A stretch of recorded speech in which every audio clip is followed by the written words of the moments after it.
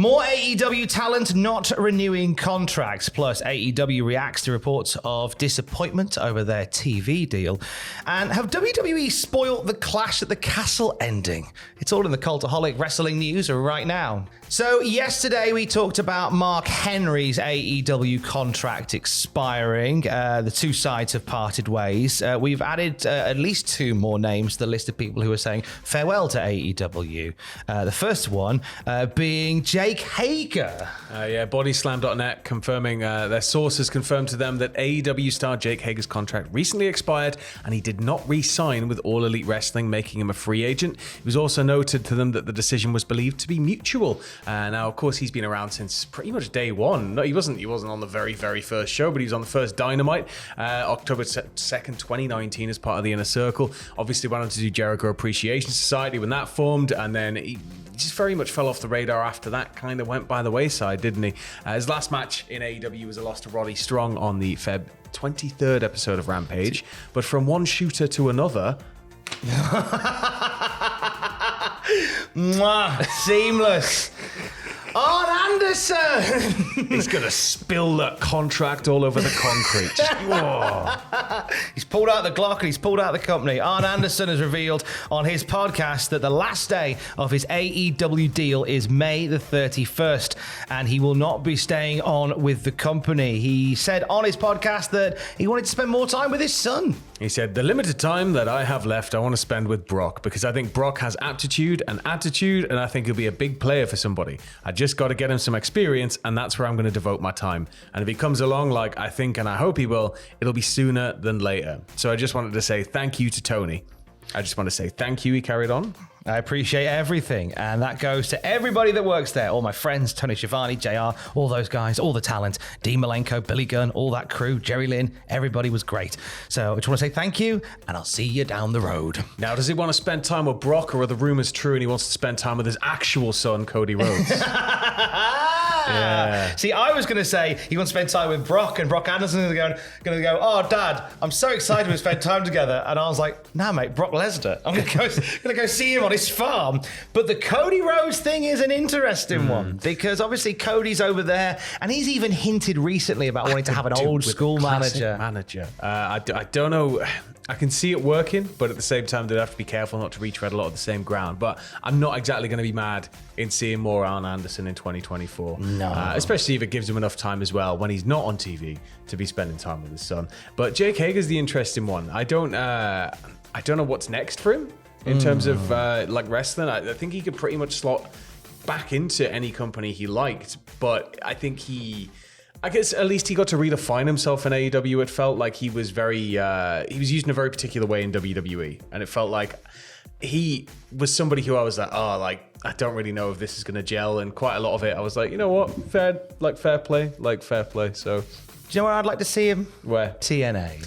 I think he'd do well in TNA. I think he'd have fun in TNA. I think it's going to be the point where everybody's like, oh, he's going to go to TNA. So I think it's probably the biggest, easiest choice, isn't it? That's the easiest. Yeah. And I just think they could have I think he'd be a good fit for them. I really do. I think he could have some fun at TNA. I think he could re-establish who he is. Unless he comes back to NXT and then crosses over and becomes a UFC shooter and defeats everybody, Tom. He does it in and do it at Battleground. Yeah. In the UFC arena. Like all of the actual tickets are just UFC fighters, and he just punks them all out one by one. Burns through the UFC roster. And Dana's just like, what am I doing? No. But TKO, that's what they want. That's what they want. What am I doing? No. Look how they massacred my boys. Other news, yesterday we shared a report from Matthew Bellany of The Puck. They're a notable insider, formerly of The Hollywood Reporter is Matthew Bellany. Also, it's worth pointing out as well, has a lot of close connections within the industry, including Nick Khan, and was one of the first people to report, The Hollywood Reporter was one of the first places to break the story of WWE and Endeavor. So there was a lot of credibility that came with the story that said that Tony Khan was disappointed with the TV rights offer made by Warner Brothers Discovery. AEW sources reached out to Wrestling Observer and said, actually, the first offer was not disappointing to Tony Khan. That's a load of crap, that is. Yeah. Don't you report facts? But then the two sides have yet to reach any deal regarding that. Now, Alvarez went a little bit further in terms of what the message was coming from AEW to the Observer. He said, Tony would obviously like a lucrative deal, but my understanding is that he wants a package deal that includes many different things. He doesn't just want renewal for TV, but he wants renewal for TV and some sort of pay-per-view aspect to it, whether that means moving to Max, whatever the deal with Max would be. Then he wants something involving the AEW TV library, so I guess like WWE Network style viewing. I've been told that he wants something that involves all of these different things. What I also was told is the original offer did not include all of these things, and he was unhappy with the offer because he wanted everything. Oh, do you want chips with that as well, Tony? Oh. Just give him what he wants. Nobody's ever told him no. Give me what I want. So we talked about this story yesterday, so I think I'm keen to report any of the rebuttal from it, and that is part of it, when it's sense of, in terms of the disappointment, it doesn't so much come from the money that was offered. It seems, based on reports, it seems the fact that the deal wasn't as all-encompassing as the sides wanted. Well, this is it. Alvarez added to that the deal will be signed relatively soon for around $120 million a year, although that's just his opinion. But their current deal is believed to be around $80 million after WBD exercised their option to extend the current arrangement to the end of 2024. So if it does go up to 120 million, then they clearly can't be unhappy with the amount of money they're getting because it's gone up. But in terms of, just the wider package, that's kind of got to be the most annoying thing, because it is the most annoying thing about watching AEW right now, is that if there was just a centralized app or a way I could just get it much easier than I've got to get it, it's just, it's you just want it simple, right? We're all lazy now. We are very lazy. Just give us people. a button with the AEW logo. Just want a button that goes there and then goes there, and that's all we need. It just makes our life much easier, and make pay-per-views less than 3 days long. That'd be great. Thanks, appreciate put that them all immensely. on UK time as well. Oh yeah, do that. Just do them all here. Do them all here, that'd be fine. America's already got a big wrestling company. We don't. Just move over here. You can all stay in the guest room. It's proper cheap, like living like Grimsby or somewhere. Grand.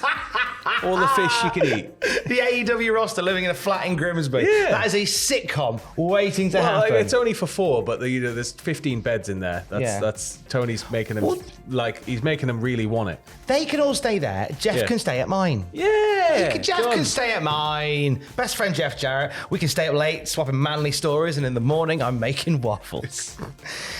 Speaking of coming to the UK, let's travel up to Scotland, where in just a couple of weeks' time, WWE are presenting Clash at the Castle in good old Glasgow. Damian Priest is defending the world title against Drew McIntyre in the main event. There is some fresh concern from Scottish wrestling fans and our own Fraser Porter, who is mysteriously not here today when this story comes out, that the grand homecoming of Drew might not be all that is hoped for. Madison Square Garden took to Twitter/X/Twitter. Just announced from Monday Night Raw, see Damian Priest versus Jey Uso live in a World Heavyweight Championship match at Friday Night SmackDown on Friday, June 28th at the Garden. Now, this suggests that either Drew is about to have another very, very short run with the title, or he's going to be robbed of his crowning moment at Glasgow next weekend. And the response will be nuclear. I think you and I are in a hive mind on this, because I've been saying this a few times in the videos, and I'm like, imagine if CM Punk costs Drew McIntyre the title in Glasgow. Yeah. At 400 odd quid a ticket, You thought France was loud. This is going to be a different kind of loud. But the one thing we got to point out is, of course, that the card is always subject to change. Yeah, of course. So this could mean very little. This could be red herring territory. But, the way I'm looking at it, fingers crossed. Fingers crossed. I just want to see the reaction. No, I think what we're more likely to get is a moment where it's like all is lost. I think Punk's going to come out and it's going to be like, no.